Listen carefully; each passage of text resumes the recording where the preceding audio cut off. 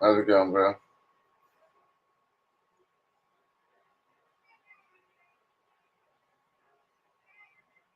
Hey, can you hear me? Yeah, I got you. Hey, what's going on, family? Good, man. Good.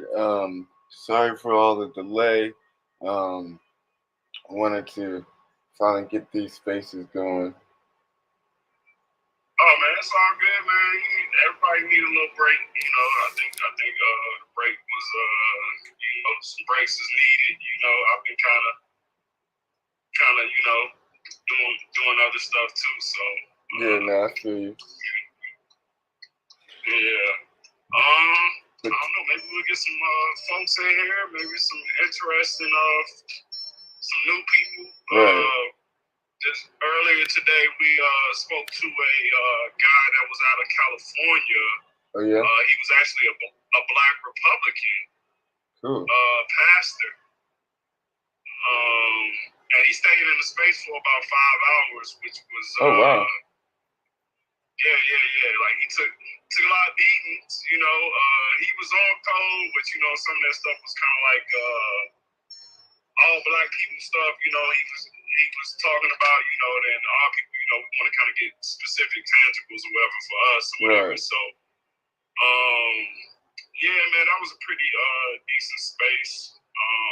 That's cool. Talking to that guy, and he kind of gave away the Republicans and the Democrats, like their strategy is basically skip the black people, go after the Latinos or Mexicans or whatever. Right. So that's basically their strategy for this upcoming election cycle. Yeah, I mean that's been the strategy on both sides for a minute. Yeah. That's the even more sinister part that we're just now catching on, freaking, however many decades later. So, right. Well, yeah, lessons man. learned, but yeah, definitely not that 5 hour space sounded interesting. I should see if it's recorded or something. Yeah. I forget who hosted that room. It was a lady, but I know I follow her. And then there's another guy that was in Florida. He's like a tech guy too, Dabby or something like that. Oh, I think I know who you're talking about. Yeah. He was in there. And Cadillac. I don't know if you know Cadillac. I think he's in Florida as well. No. I think he co-hosted.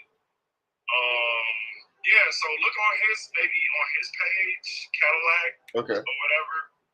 And yeah, they should have that space. I think I actually no, I didn't. I don't know if I retweeted that space, but yeah, man, it was kind of interesting, man. That guy it was kind of like a coming home party for him, right? And then also a realization of I guess it's us basically a sector of the black community and what we want.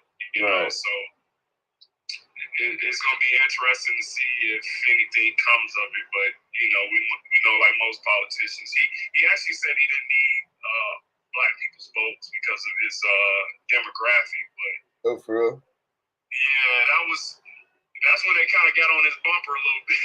Yeah. So, but he stayed 10 toes down, and he stayed in the space. So I mean, that was that was interesting space for the day. But I don't know, man. Looks like we might not get no folks in there tonight. How long have you had the space up? I just looked down.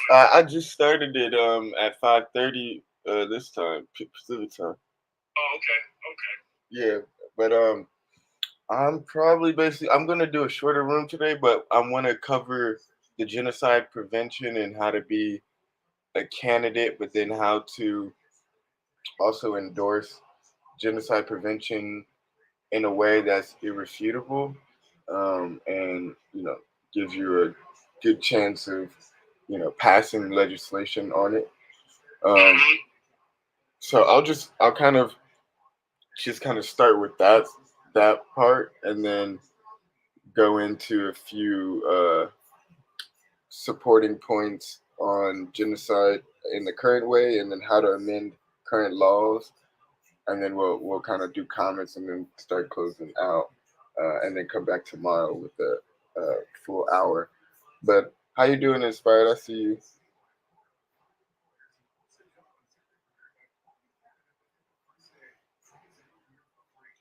Did you want to say anything before I go into the next section? Oh, no, I'm listening. Thanks. Okay, good to see you. Okay, so this is part of the Freedmen Party candidate boot camp. Um, we've gone over before about being a politician and um, our policy, but today I'm going to talk about how we can take the Freedmen agenda to the next level, particularly with genocide prevention.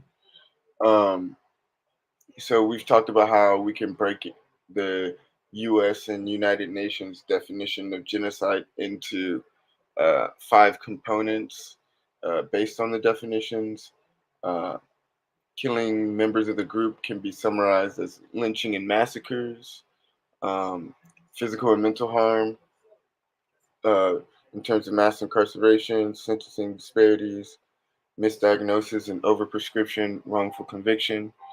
And then number three, apartheid, food and water, education, finance, housing, healthcare, um, employment, and then extermination in terms of preventing births. So that includes the abortion rate, infant mortality, maternal mortality, the hysterectomy rate, forced sterilizations as well.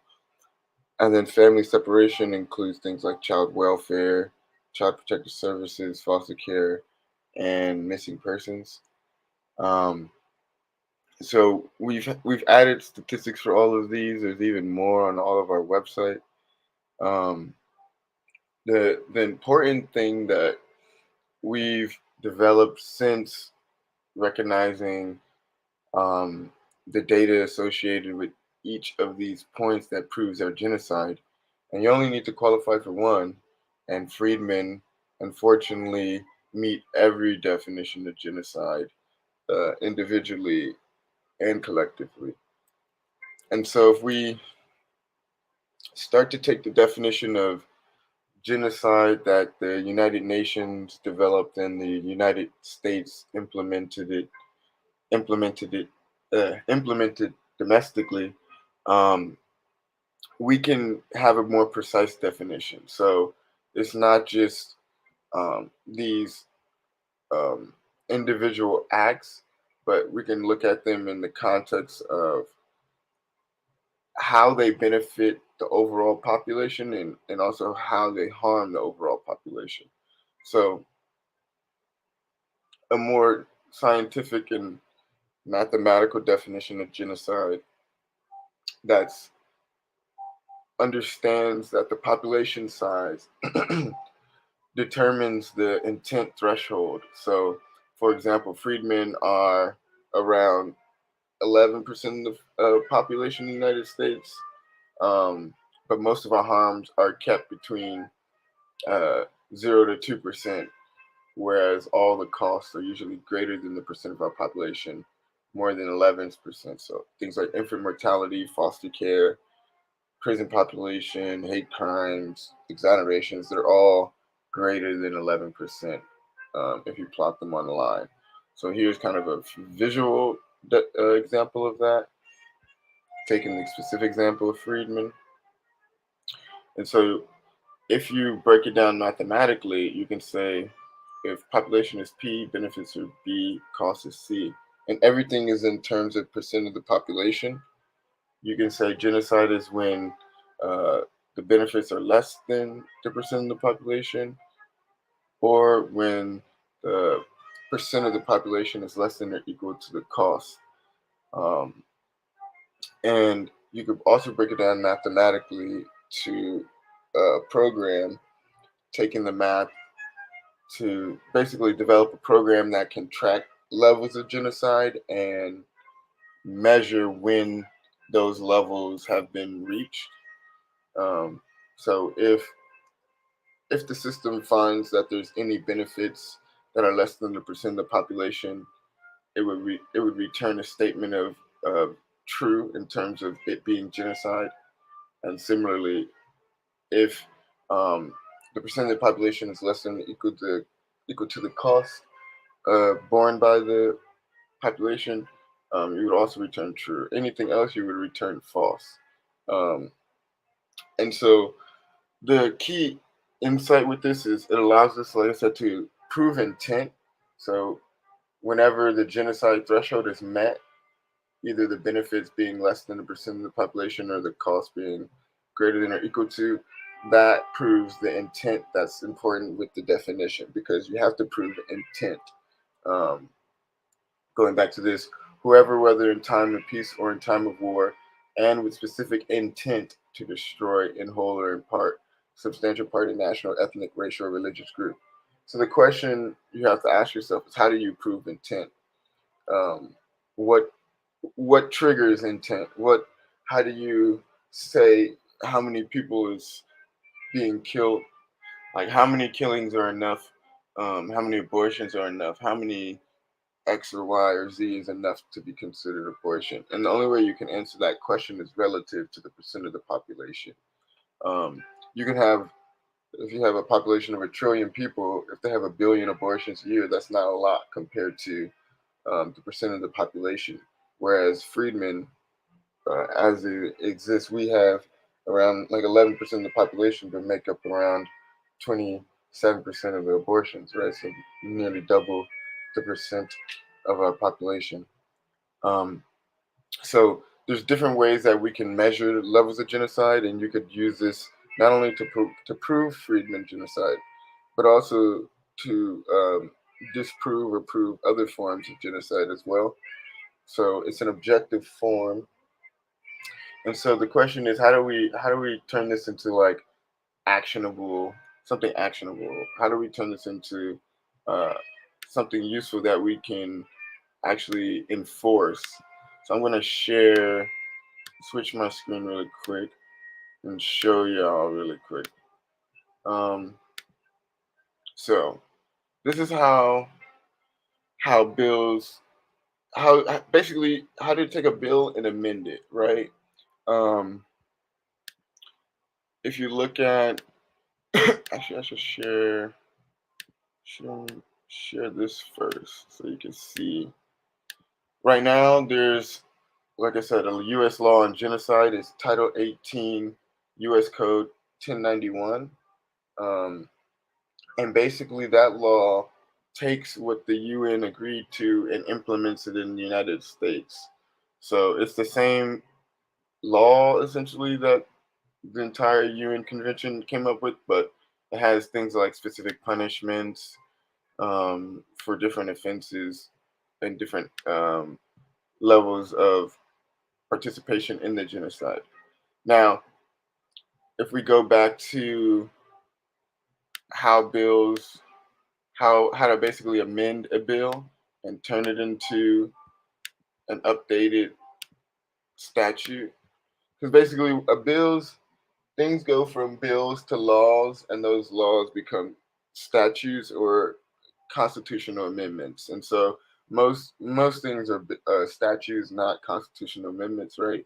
Unless they're changing the Constitution as a statute. So um, Title 18 U.S. Code 1091 is the um, bill that became the law, which became a statute for genocide, right? And so what do we need to do if we want to change the current law on genocide and make it more precise, where we can measure intent and then have enforcement actions based on triggering genocide levels, and then being able to track data on levels of genocide?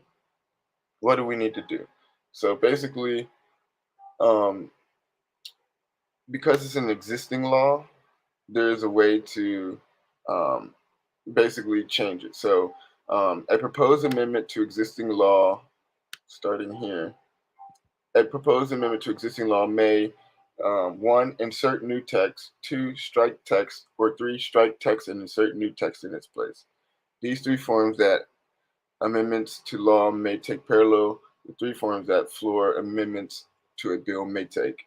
So basically, because we don't need to erase the whole law, we only need to insert language around genocide prevention. So the language we would insert into a bill, and I'm working on a draft to update the current language now. Let me switch screens again. Um,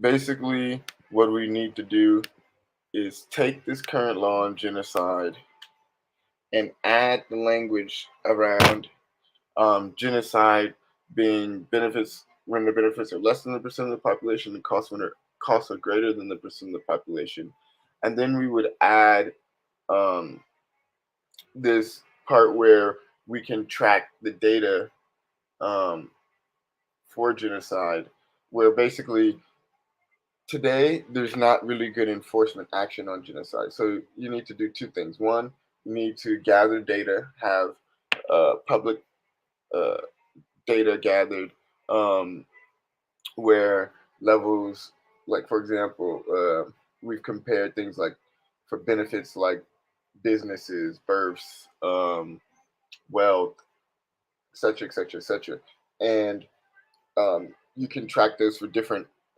races, different ethnicities, um, and then you also want to be able to um, say, okay, not only are we tracking the data, but if any of the information hits a level of genocide, enforcement action must be taken, and this is the type of enforcement action. So that's what we'll need to add.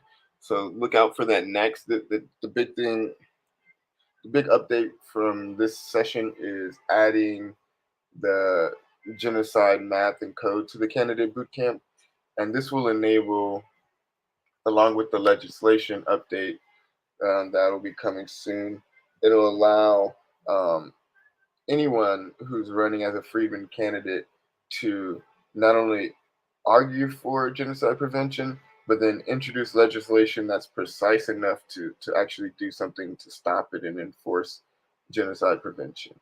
Um, so look out next time for the proposed legislation that it'll have like a insert new text instead of any strikeouts right now. Um, and it'll include the language on this slide so that we can actually enforce it. Um, the other thing that will happen is with this new information on genocide, it'll be added to the Freedmen Party Bootcamp test. So I see we got CJ Willis and Savage in the room. I know CJ Willis is really into getting this test ready. So now with this whole genocide prevention um, kind of update, um, each agenda item on our policy page, reparation now, it not only has precise legislative definitions, it has precise mathematical definitions as well. We know how much reparations were owed, calculated based on 7% interest, for example. Um, for freedmen reconstruction, we know how many freedmen there are in the country, and we know how many African immigrants, and we know how many are freedmen from the five tribes versus freedmen that are American freedmen. Um, so those calculations are mathematically precise. And now, with all the data we've gathered on genocide prevention, um, and with this mathematical formula, our definition of genocides can be as precise so that we can avoid any type of um, kind of arguments back and forth. This is an objective way not only to prove our genocide, but also to um, enforce genocide prevention against our genocide, stopping Freedmen genocide. So look out for the updated test next week and look out for the legislation as well. That'll include um, this genocide update. Um, I don't want to keep going too much. Um, most of this is the same from the other presentation we did. The big thing I wanted to share was that those updates in terms of genocide prevention. So I won't belabor the point, but I do want to open it up for conversation and get any feedback, any comments or questions. How you doing, Phoenix? How you doing, Savage, CJ, Inspired, Hey Boogie?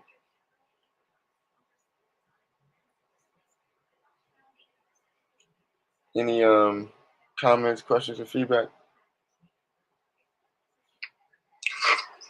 Quick question.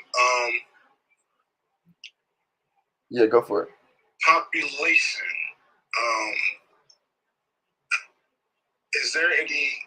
Have you built in for like plus minus as far as like how many people we actually have? Because I mean, Yeah. as far as like for like a lot of us don't fill out the census and things like that. Is that already built into these calculations? Yeah. So in 2020, about 47 million people who were African American responded to the 2020 census and said that they identify as Black or African American. Of that 47 million, 42 million are freedmen. That's 80%. 5 million are African immigrants, and so 20% are foreign essentially. Um, so yeah, it's primarily freedmen in the United States, and then if you take the whole 13.4% of the population that are considered African American, 11% would be considered freedmen, and about 2.6% of the U.S. population would be African immigrants.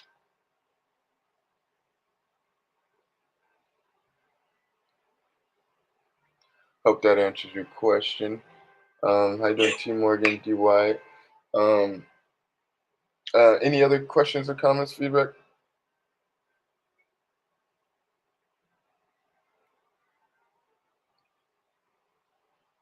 Oh no, I just broke it down. No, I'm sorry, Phoenix. Go ahead.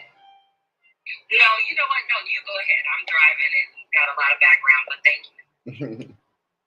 Oh no, I just want to reiterate. Thanks for breaking that down. I need to get more proficient with my explanation of genocide and with the specifics. So thanks for that. So I'll definitely be looking at the recording. Yeah. But I know I had reached out about specific data for like a city or a state. So I just need to get with you on the back channel on how to like break it down for myself. Definitely. While I'm like kind of trying to lay down groundwork here in Louisiana. But thanks. Yeah, definitely. What would be good is just to take, the data relative to the state and relative to your district, and then look at the data on those levels. But pretty much these are national averages. So in order to reach a national average, you're going to have some that are a little bit higher, some that are a little lower. But overall, they're going to be within this almost like the opposite of a Goldilocks zone. Like these are not the areas you really want to be in. You know what I mean? But if you're experiencing genocide, you can't avoid it. So um, you're gonna have your benefits fall on the left side and the costs fall on the right side of the percent of the population you represent. Yeah, so like I was thinking like if we had actually looked at the statistics for like Mississippi prior to this happening. Yeah. So for example, like there's 87% of the population of Jackson is freedmen, but then you have what percent of the population getting water? You know what I mean? Like basically between 0% and like 2%. Very few people, like most people, 90% plus don't have access to clean drinking water. And so that's an act of genocide, for example, if you just want to look at that one example. You can look at other statistics as well, like we've mentioned. As long as it's a benefit and as long as it's a cost, you can break it down into its percent of the population and then analyze the result. How you doing, Phoenix? You got your hand up. Go for it. Hey, everybody. Good to see everybody. Yeah, I good to just see love you. these spaces. I learned so much. Definitely. Thank you. So, what would you say for people that live like me on the West Coast and people that live in like Nevada and Arizona, which is primarily, we're like, probably 1 in 20 of all others. Mm-hmm. I'll say 1 in 15. Yeah. So we would have to, what would you suggest for people who want to run, who are, not running under the Democratic ticket? So the great thing about the Freedmen agenda that we've developed is you can essentially use it to run for any office at any level. So reparations now, Freedmen reconstruction, and genocide prevention, right? So these three agenda items you can use to run anywhere. Um, no good-hearted person would be against these, even if you're not in a primarily like Freedmen district, for example, or state. Um, and even when it comes to places with small freedmen populations, like you can look at the percent of the population there, and you still find acts of genocide that are greater than the percent of the population they represent. Um, the whole stop and frisk is an example of that. That existed not only in California but also in New York, in the context of more Black people being stopped than the percent of the population of Blacks in the actual states, respectively. So, like in California, Blacks are not like how we are nationally, 13 to 11% of the population. We're like 5% of the population. But if you look at still all the benefits and costs, they're still at genocidal levels. So really, it's important to look at the data on a state and district level, um, and if you're really breaking it down further. But then when you're running, you also want to, if you have a diverse district, you want to um, basically go around like a buffet and collect the, like, this is how politics should be.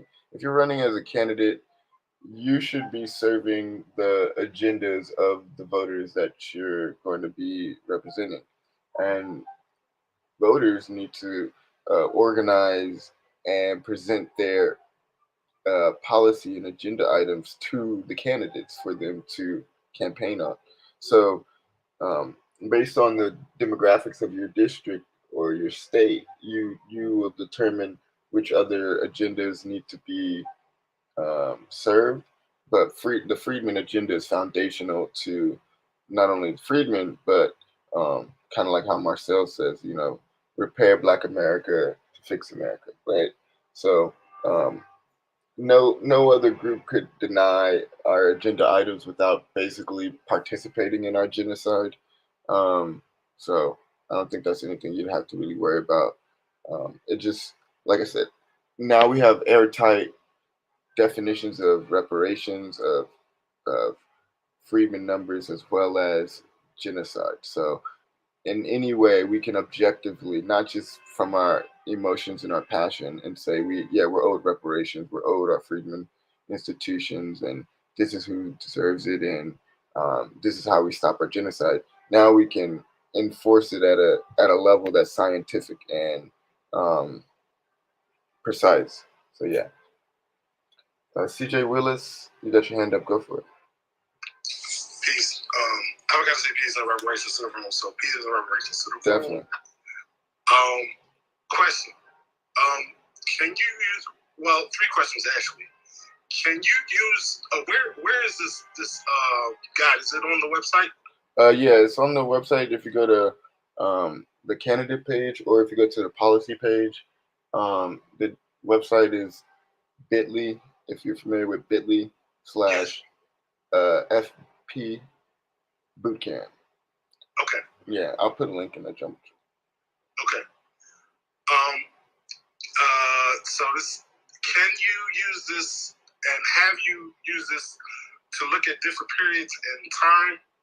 Yeah, you can track this over time. Could be past and ongoing, correct? Yeah, of course. Yeah, all of this is actually, this is one of the unifying themes of this entire use of genocide, which is it encompasses not only what's happening today, but since 1619. So, yes, it allows us to talk about and track genocide over time and prove it at every point in time since we've been here. Okay. So last part. I'm wondering if building on what I left of clarity was talking about Jackson. I'm wondering if this could be useful to the law team that's working on Tulsa. Yeah, I think in all these acts of genocide, we can now prove mathematically, so we can use it for what's happening in Jackson, what's happening in Flint, what's happening in Jersey, anywhere that freedmen are. We cannot just say, "Oh yeah, I feel like this is genocide." We can say, "No, mathematically and scientifically, this is a genocide, and something needs to be done." And the legislation will have the enforcement action to back it up. Okay, sounds good. Definitely. A Boogie or Inspired, anything else you want to add? I see Insane wants to come up. No, I don't have anything for the space at the moment. Oh, neither myself. No worries. Did you want to go, Inspired? Okay, go for it, Insane. Hello to everyone in the space. How you doing? Great space. Thank Much you. needed topic. Thanks for hosting the space. I want to piggyback off of what the gentleman spoke about earlier in terms of the mentioning the different cities where we're seeing this stuff happening today. What I've always been curious about is how many acknowledged freedmen, say for instance, are on the ground in Jackson, people who are conscious and aware of the party and moving as party members. I'll say that much. Yeah, I was looking at this the other day, almost by accident. I was going through like Jackson videos, and one came up that auto played from Democracy Now, where it was the mayor of Jackson from a year ago talking about not having water, right? It's like March 2021. So I was like, wait, what? This is March 2021? So like this is not an accident. And then I started looking into the history of Jackson from a political lens, and um, you I think you had a huge moral problem um, with these failed corrupt politicians. Um, I've noticed it not only in Jackson, the current mayor of Jackson, his name's like Choctaw Lumumba, some shit like that. He he his dad was the former mayor of fucking Jackson. So it's like kind of like what Clyburn is trying to do in South Carolina, District 6. So like he's the current guy who's the House Representative for District 6 in South Carolina, and he's trying to make his daughter like the next one. Um, and then in Ferguson, Missouri, you had the Clay family, who basically haven't done shit generation by generation, passing their elected office down to their kids. So what I've noticed is like a lot of these, unfortunately, off code black politicians are basically sitting on their ass, getting rich, getting fat, high off the hog, while the people who are black in these majority places suffer. You can look at, like I said, South Carolina, District 6, Ferguson, Missouri, in the district that the Clay family was over for over 30 years, passing, like I said, it down.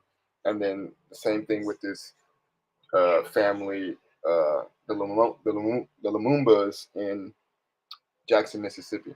So the point is, you had a black mayor, and his dad was previously the black mayor, and they have this water problem for all these years, and so you can't be blaming like someone else. You know what I mean? It's like um, obviously the structural problems, but in terms of their personal responsibility as well, there's no reason that um, after all these years, they should still be in this predicament. Like, if you have all this political power, that you have so much of it that you could pass that position down to your kid.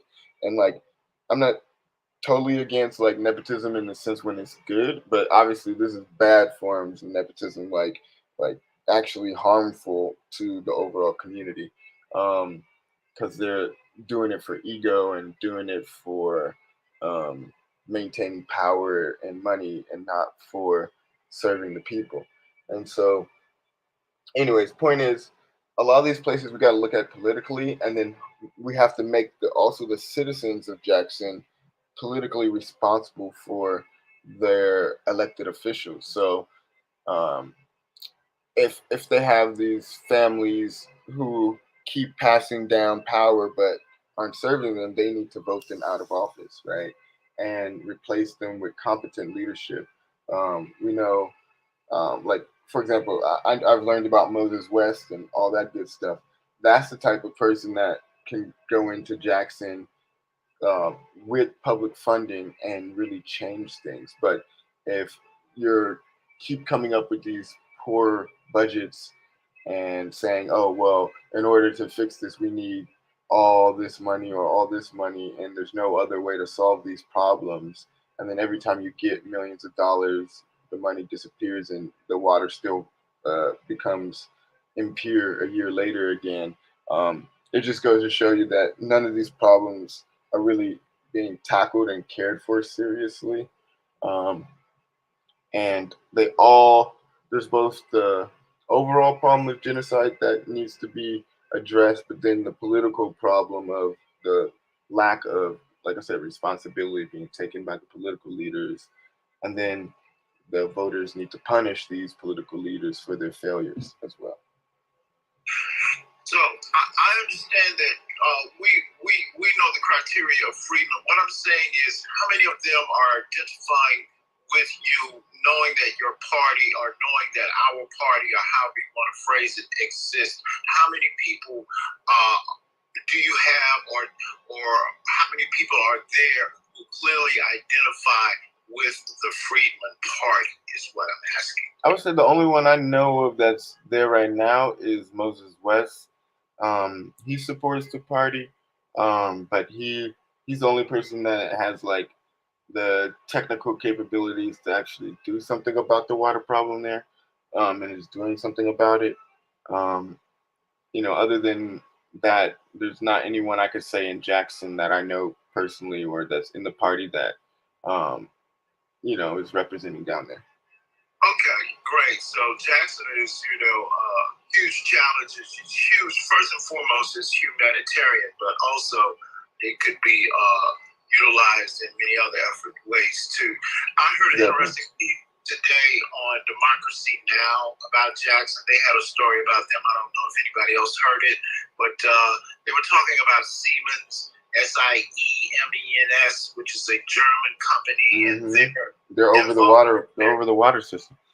Yeah, they largely screwed it up. That's one of the issues with the water meters. I believe the water meters probably weren't calibrated correctly. So well, it's two problems. It's the water pressure, and then it's water sanitation, and both of those problems are solvable problems. Like, we live in the fucking 21st century. We sent shit to Mars and fucking moon. Like, this is not unsolvable problems. This is like fundamental to civilization, like water and sanitation. So all these things are just a matter. The only reason you have these problems is because of neglect. These are not like things that are not solvable. Like, we don't have the technology to solve or like anything like that. It's more of a political problem and one of enforcement.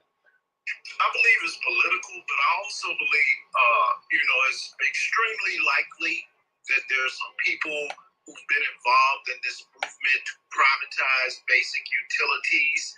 It wouldn't surprise, because the governor has put that option on the table. From what I understand. Well, if you look at the situation in Jackson, it's a little different. Jackson is the biggest city in the state, and it has the biggest black population, and they are the ones that control a lot of the water, but none of the state's bodies pays them for their water. They're the main access point in terms of water, but nobody pays them for their water from a municipal standpoint. And their tax base, obviously being 80% freedmen, is based on the wealth of the population. Yes. So what I got out of this other piece today from Democracy Now! Is that the mayor is saying privatizing the system is on the table. Well, this is the same mayor that was on Democracy Now! And The March. governor. The governor, not the mayor. No, Yeah, no, the person I'm talking about is this black mayor who had his position passed down from his father. They have been in power in the same way, like I said, the Clyburns and the Clay family have been in these political positions, not doing anything for generations, and these same problems persisting. So look at the actual mayors. Don't just look at things on the gubernatorial level. Look at them also on the mayoral and city council level, as well as at the district level. Let me go to Phoenix. Phoenix, you got your hand up. Hey, in regards to the Mississippi situation, now from what I understand, the taxes that come out of Jackson bypass Jackson. They don't have any control over how to or what to spend with taxes. They don't have any control over the money. It goes to the governor, the legislative body, up that chain first, and then they somehow distribute the money from that level, from the governor and the senator and all that. It's two senators that are complicit in this, along with the governor. So the way they're what do you call it? I guess the structure of their the conspiracy, and then maybe their constitution, and when they did turn it over to Freedmen, when it did, then maybe they made some amendments and somehow got the taxes from Jackson to just go straight up to the house, the governor's house, or I don't know what's wrong with me today. I can't talk, you guys. I'm surprised. Okay, but you get my point. Yeah. No, I get you. Thank you, Phoenix. Yeah, I mean, something like this. I'm not trying to put everything on this mayor. To be clear, I just noticed that like pattern, and it's a pattern that needs to be addressed. And there's a lot of people responsible. Same thing with Flint. There's about 9 people indicted in Flint, and the same thing will probably happen here. It'll be the mayor, it'll be the senators, governor, people who are over the water supply directly. All these positions, like none of these things happen by no one person. Generally, is usually a combination of people who are either purposely doing something or accidentally do something that leads to disastrous results. But when those disastrous results are persistent over time, that's when you also get intent. You know what I mean? If you keep ignoring something and it keeps happening, after a while, it's no longer, you can't claim ignorance or anything like that. And as I say, ignorance of the law is not justification for breaking the law. And so genocide operates the same way. And this is why, again, that intent threshold is important. CJ Willis, you got your hand up. Go for it. I don't want to put anybody on the spot, but I was going to say we have somebody from Jackson in the room. Oh yeah, who's from Jackson? I'm not. I don't want to put anybody on the spot. If they don't want to talk, I don't want to force them to talk. But I think if they could come up and talk, who is it? It would give us some insight. Who's the person from Jackson? I don't want to say their name. I'm just saying there's somebody I know in the room right now from Jackson. If they want to come up, I would like for them to come up if they like. Oh yeah, I mean they're welcome to come up. But yeah, I am going to close out the space soon. I do want to start getting to last thoughts and comments. It'd be good if that person wants to come up before we close out, but if not, no pressure. Hit us in the back channel or something. Insane, you got your hand up again. Go for it, bro. Wow, I'm kind of like CJ. I feel the same way, but I really would like to hear just some basic stuff from the individual from Jackson. Would be much appreciated. Yeah, they're totally welcome to come up.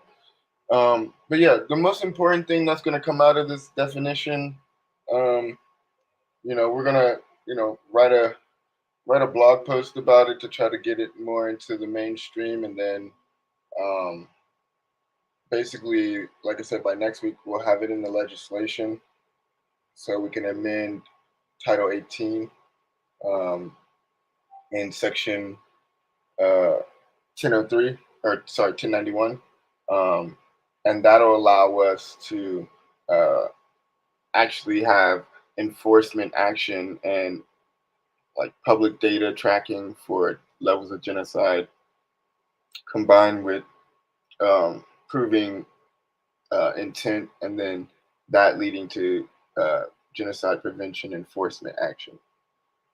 What up, Lloyd? Oh, hey, how's everybody doing? I'm sorry I'm so late. No, don't worry about it. We started a little late too. I just looked it up, and apparently the sales tax for Jackson, Mississippi is 8%. And 7% of that 8% goes to the state, and 1% goes to Jackson. So my question to them would be, why is the state getting 7% of your sales tax when the state also has its own income tax? Yeah, no, this is a great question, and I think this goes back again to governance. Like, one of there's an interesting definition, two interesting definitions, or actually three. Economics comes from the Greek. It means management of the house. And then the word pharaoh is also a Greek word. It means great house. And then if you look at the word pay, it's a Latin word. It means to bring peace. And so when it comes to money and management, and whether it be managing a house, managing a city or a state or a district or an entire nation, if you don't have your money situation right and your economics right, you're gonna fail. And Lloyd just brought up the economics of the state of the city in terms of its revenue, um, tax revenue. Tax revenue is how cities and states survive essentially. They can't print money like the federal government. So if you don't have a good way of managing your tax system, um, your public services will suffer.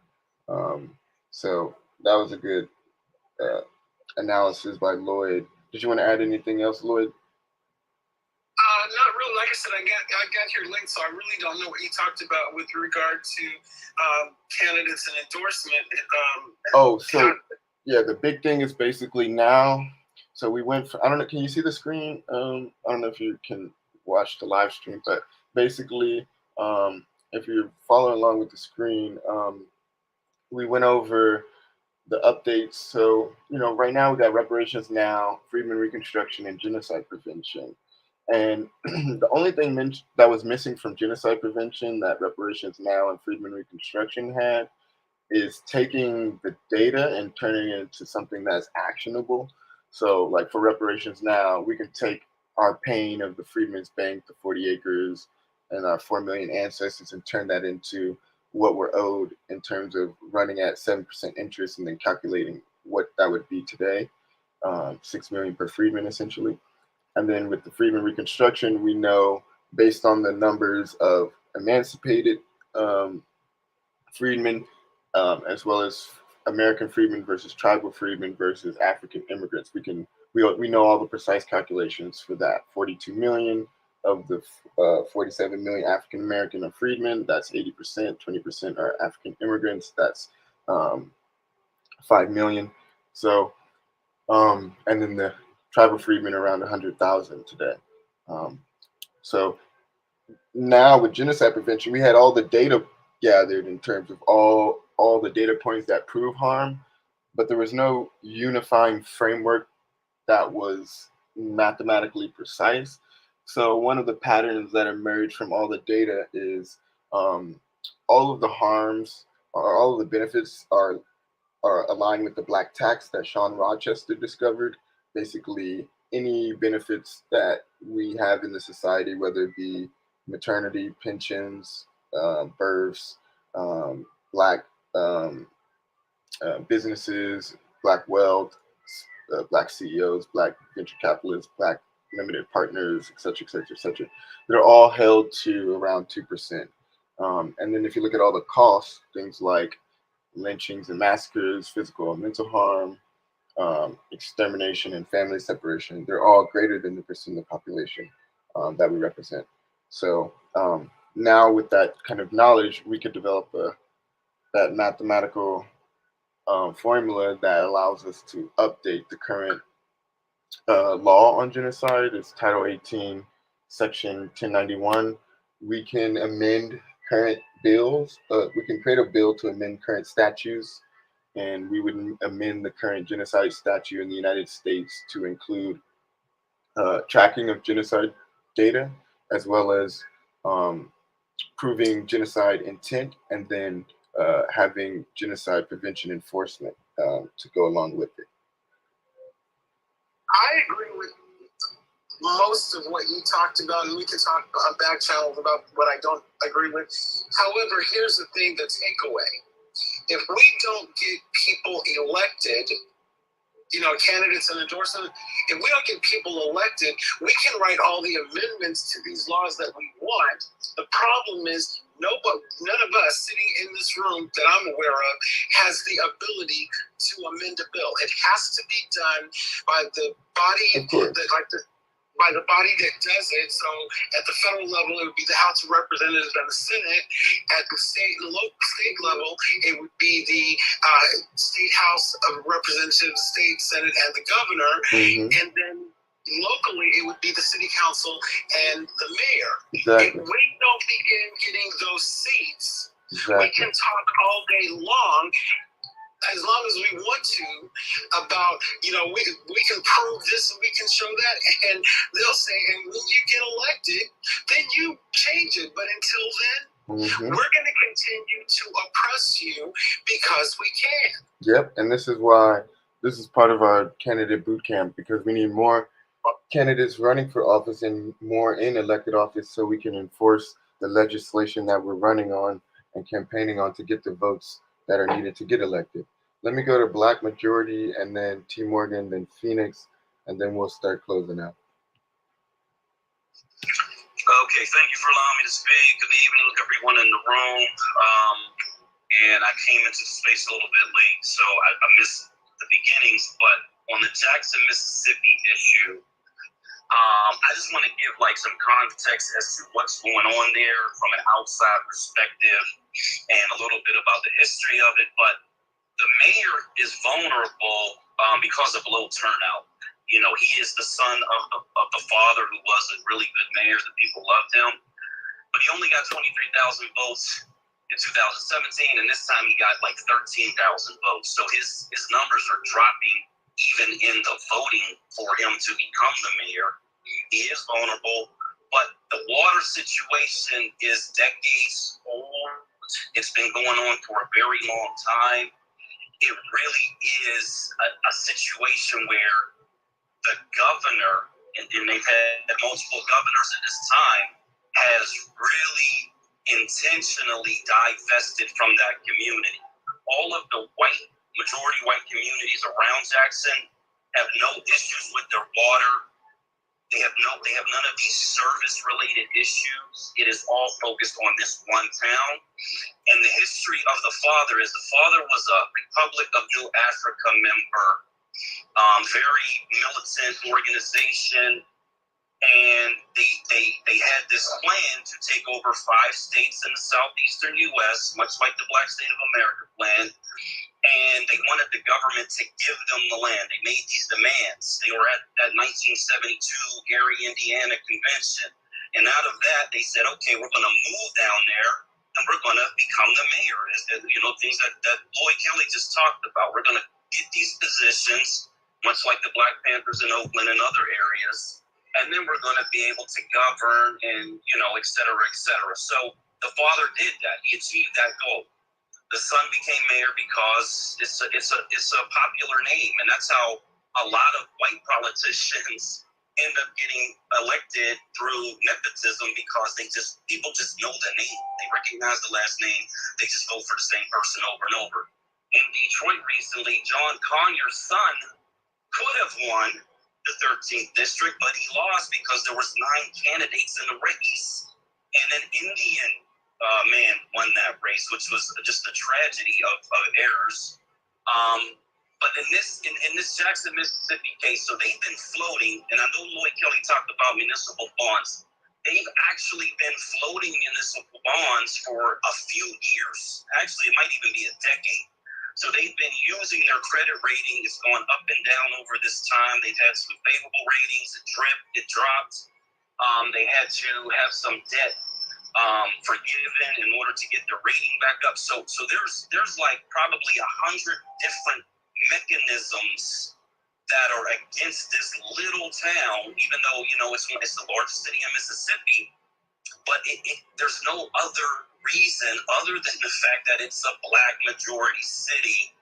And to put it in perspective, the federal funding that the state of Mississippi has gotten over the last decade is somewhere between $70 and $90 billion.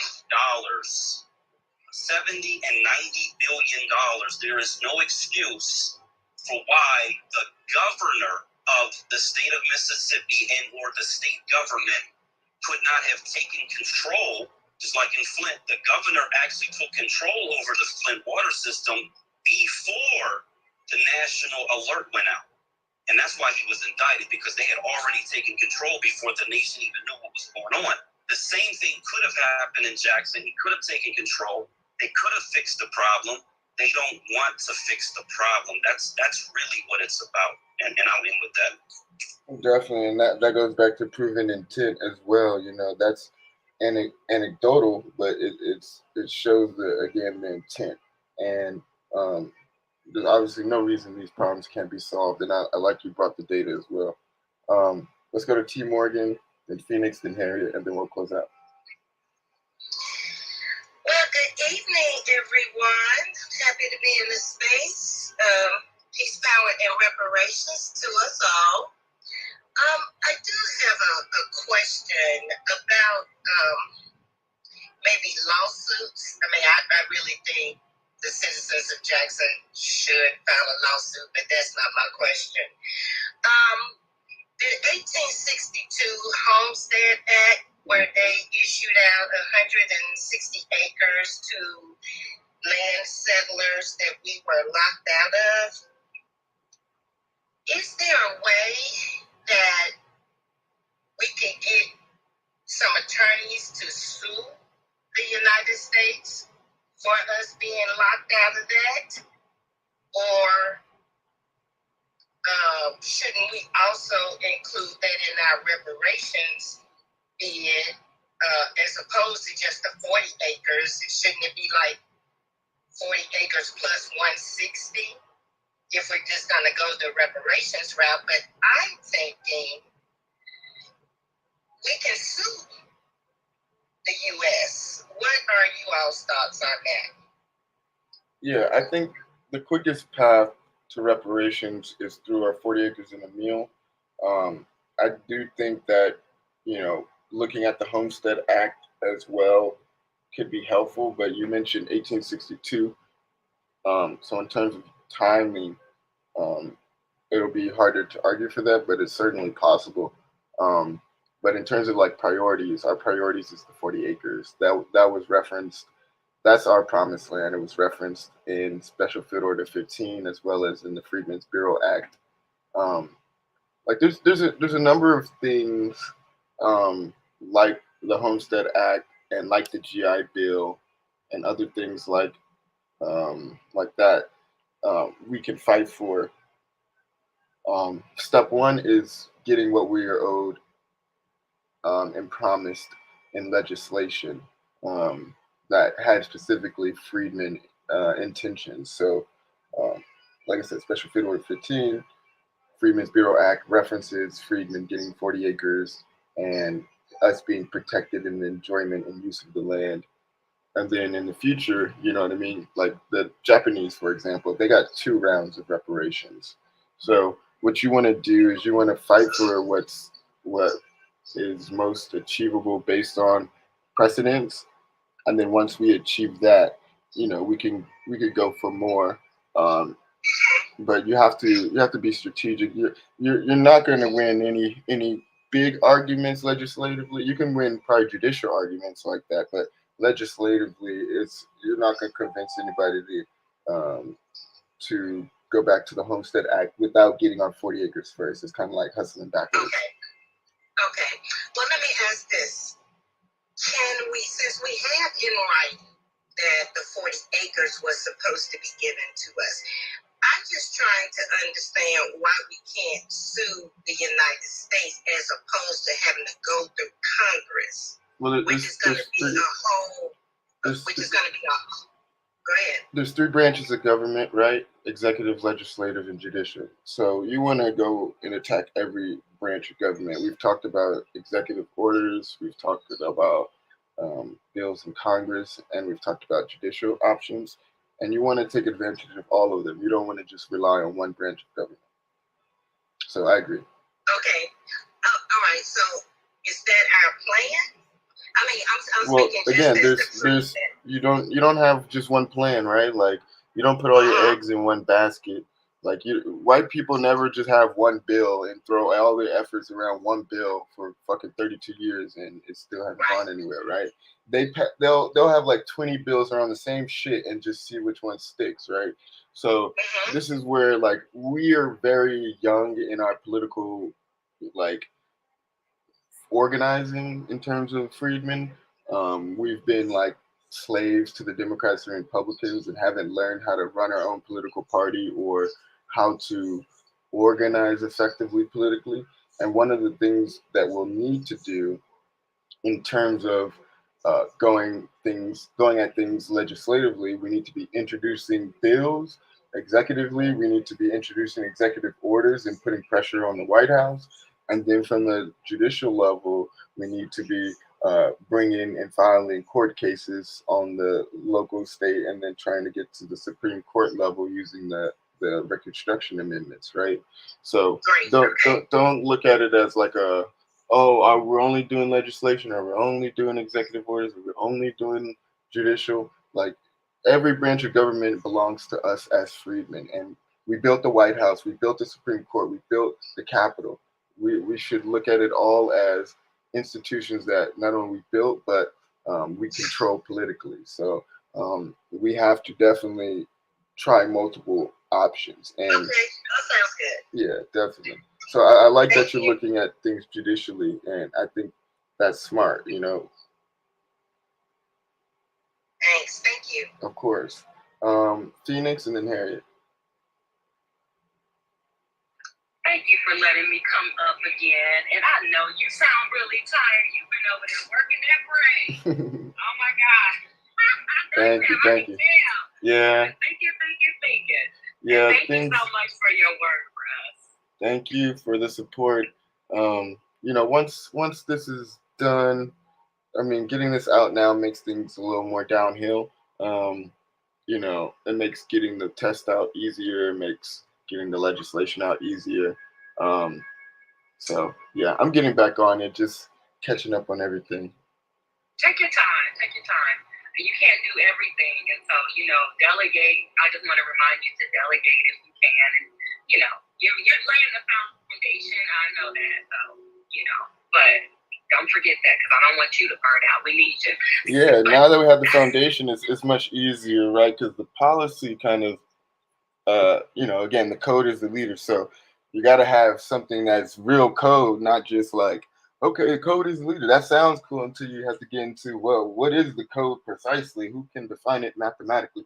And we have, like, when we talk about reparations, like, we say, okay, we want reparations now. And it's like, well, how much are we owed? And then everyone has 20 million answers. And then, same with like Reconstruction, like how many freedmen are there? And then genocide. Like, so we need all these to be as precise as how we feel about it. But yeah, keep going, Phoenix. Thank you. Okay.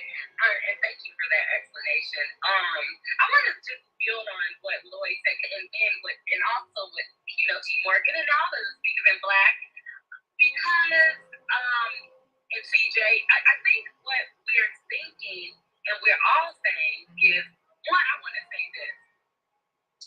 say that with the Mississippi water crisis and then the tax structure, so they are essentially being starved out or, I guess, dehydrated because of their tax structure. So I want to say to whomever, they said that someone's in the room that's from Jackson. So now it looks like that gubernatorial seat is, threatened. It also looks like those two senators, I think I made a post about the senators and their names, along with Governor Tate. So those are very vulnerable positions. And so it would be great if we had a nice network of people that we could actually run, because I actually think the seats can be taken or won, and then we would have that control. So we need to be in position or get in a position right away. So I don't know many people in Mississippi myself, because I'm a West Coast girl and I just go, I don't know. But I just really think we need to be working on that and getting someone that's on code or boot camping them or whatever, because I don't think the mayor had much to do with it, not when you only get 1% of the tax. And that's nothing. You can't rebuild any infrastructure with that. And they starved them out of that Repair Act money as well. So I just wanted to say that. And I think we need to be looking at that closely. In addition to putting that, even though it's a state situation with the water, that can be a part of our whole lawsuit against the government, state and otherwise, for genocide, because it's been done in so many different cities and states. So I'll end there. Thank you so much. Awesome. Thank you, Phoenix. Definitely agree with you. And I appreciate your kind of insight in looking at these different levels. I think it's really important to, have this precision, especially when we're talking politics. Let's go to Harriet, and then we'll do last thoughts. Give everybody a minute. Peace, fire, reparations, family. Hope y'all have been doing good. Yes, I had took this political course, and what I've gathered is that definitely that we should start locally. Because that's right in our backyard. We used to going around the city. We used to seeing the people there, seeing how things run, and it's easy for us to manage. It's more easy for us to manage. And then also, you see these people who are obstructing the things that we're doing, and they don't necessarily gotta be on a high level. They just know how to play the game, and they're in cahoots with people who are at the top. And I think that we need to really learn how to lobby and put our money behind lobbyists. Lobbyists that got our best interests in mind, or what have you. Because the thing about politics, again, what I'm learning is about your power, the people, like the voters, how many people can you galvanize, and of course the money. We a wealthless group, so we haven't had time really focus on the money like that when it comes to politics. So when we galvanize, like I said, we need to galvanize for lobbyists. Also, just to add another point to that, other groups, they hand these candidates a bag of money, and they, like I said, they probably wrote everything that they want in the bill. They probably wrote the bill. They probably send them the bill and give them the dollar bills at the same time. You get what I'm saying? That's how it really be. Also, I wanted to say that. Hold on, one more. Yeah, I want to say that that's what I got. I want to say that also within local politics, I've learned that some states actually have a apprenticeship program where they'll teach you everything that's going on within that state, within that city, within each branch of government within your city. It's good to look at. You can probably go to the government website. I found one in my city that I'm going to be attending, so they're gonna teach me about the water company. They're gonna teach me about the electric company. They're gonna teach me about the court system here, so I'll get a holistic view of how my city is ran and things that need to change and what have you. So I think that we need to look in our respective cities and put something like that together. As a matter of fact, I'm saying this on the fly. It's an actual item. We actually can put a list together of programs like this in each of our cities. That way that we can access it easily bring this up. Like, how can I get involved in local politics? Boom. You can send them that document no matter where they are. Bam. They'll have an opportunity to do so. So I'm in it there. Thank you for that. Let me add something before we get into last thoughts. You know, sending people bills and giving them bills is exactly what we need to do as a party. We can't again get mad at the enemy for organizing and we're not organizing. We should have our Freedmen candidates have, like I said, the legislation that we already want them to introduce ready, that they are actually running and campaigning on. And then we should be donating to their campaigns so they have the bills to go with it. And if we're really smart, we have to understand that the value of our vote is greater than the value of our dollar in terms of its political leverage. We can create $3 billion by just being citizens of leverage using our vote. We don't need to raise $3 billion. All we have to do is vote together, and that's worth $3 billion. So once we understand the value of that and the value of our vote and actually act on it, we'll be unstoppable. Now let's give everybody a minute. Put your hand up if you want to give last thoughts. Give Lloyd a minute, Insane a minute. Anybody else that wants, T Morgan, I see you. Anybody else that wants to do last thoughts, just put your hand up. Lloyd, you have a minute. You got your minute. Go for it. Yeah, I want to just say this. I think that we need to start looking at historically when situations like a Jackson have arisen, what we have done. So I'm particularly thinking about in Louisiana, the Genocide. And when those folks, when those 6 kids were charged with this crime that was ridiculous, the world came to Jenna on multiple occasions and said this is not going to happen and wouldn't leave until it didn't happen. So what I'm thinking is, in the conversation, we talk about what the governor is doing.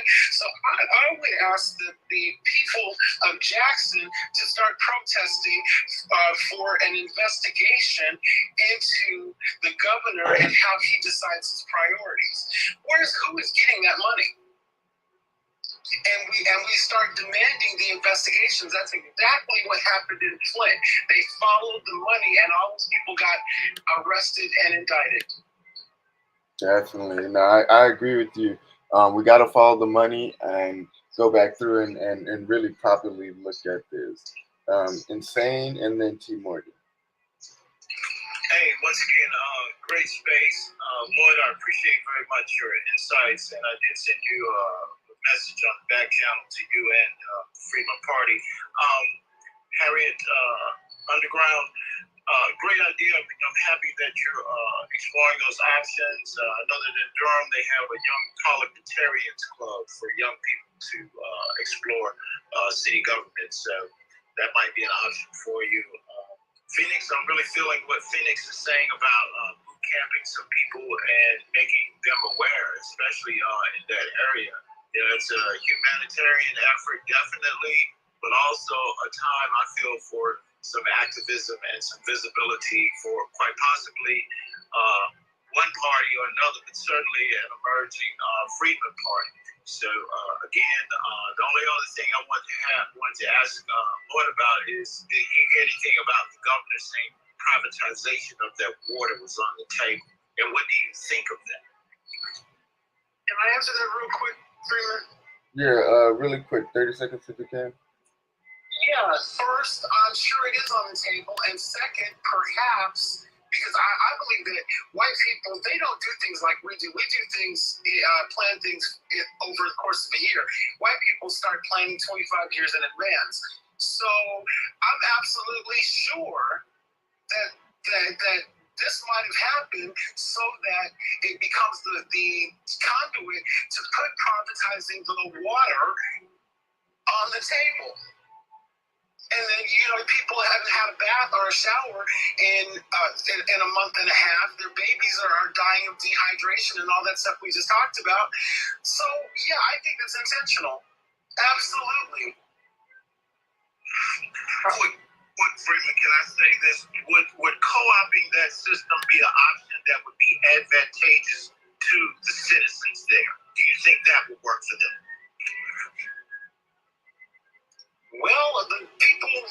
control the policy, control the resources. That's what politics is. Nobody ever talks about this, but politics is who gets what, when they get it, and for how long do they get it, how much do they get.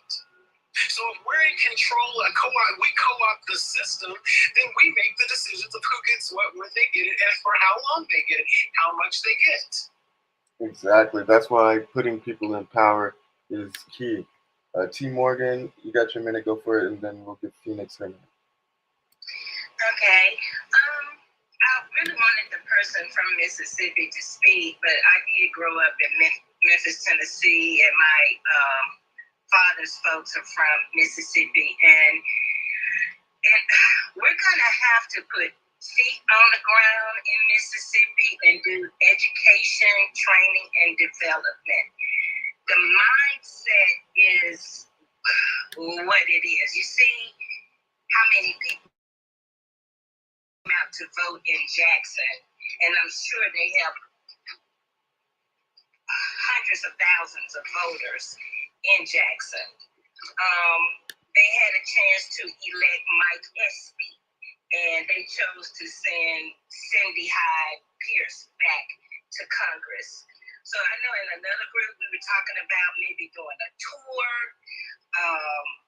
to educate people and encourage them about training, or maybe I can even contact with Stacey Abrams' company and see what they could do in Mississippi, or maybe we can contact like Deion Sanders, David Banner, or even Mike Espy to help us get the word out about the importance of voting for the candidates that we think will push our agenda.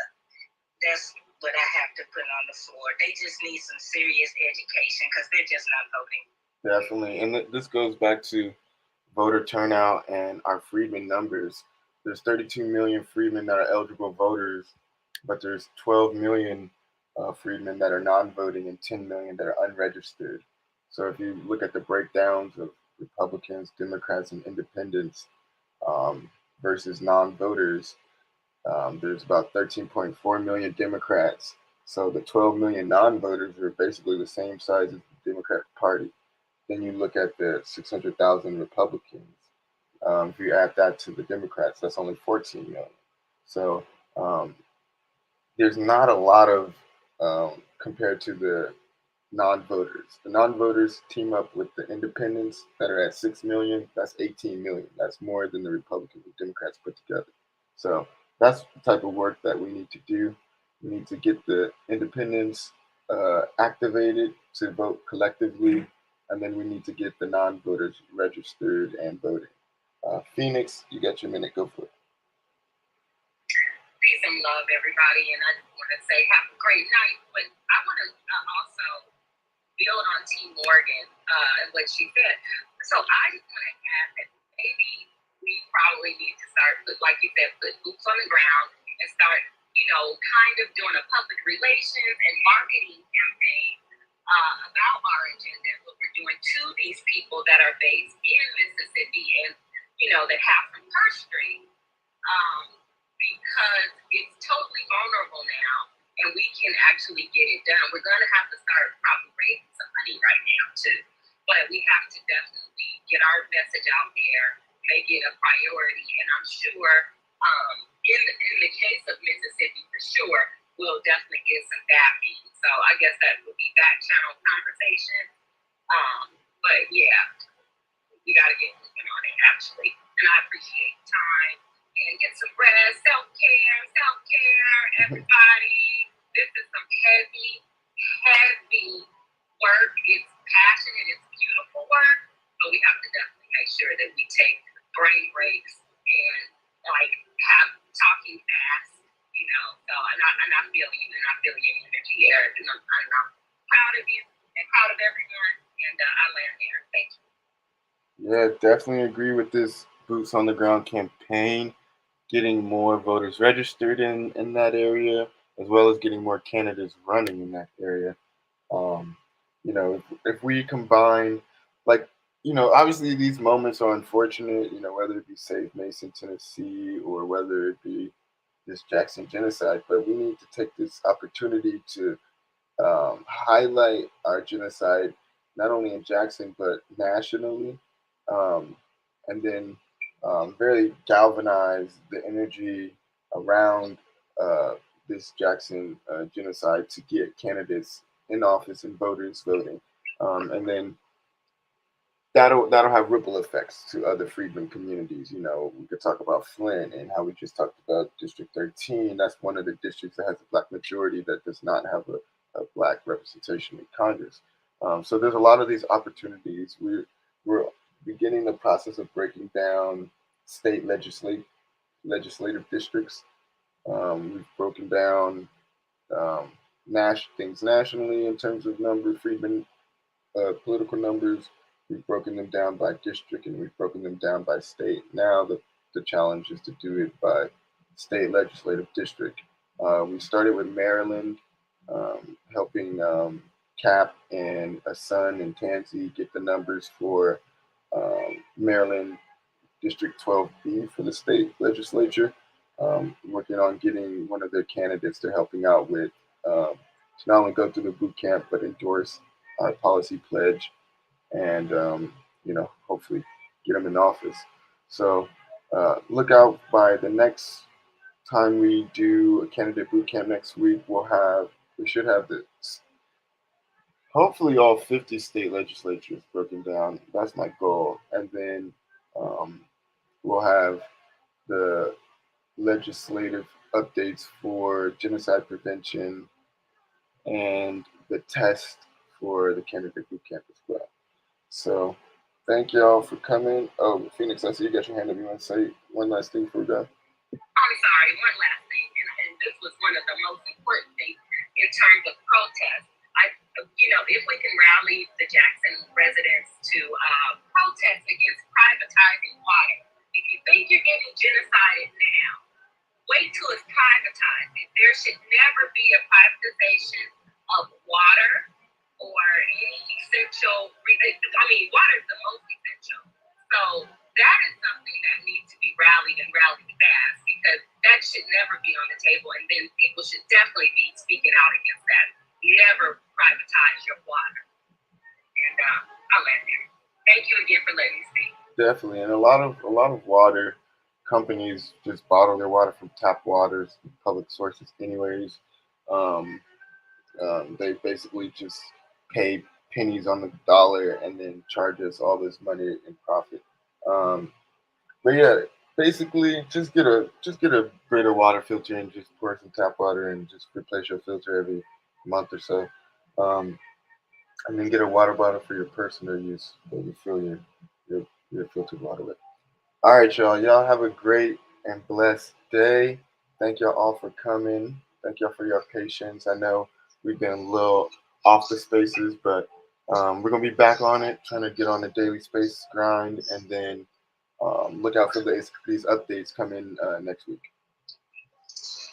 Great. Thank you so much for everything, Eric. Definitely, teamwork makes the dream work. So let's keep building and let's keep putting in the work, y'all. Preparations now. Let's get it.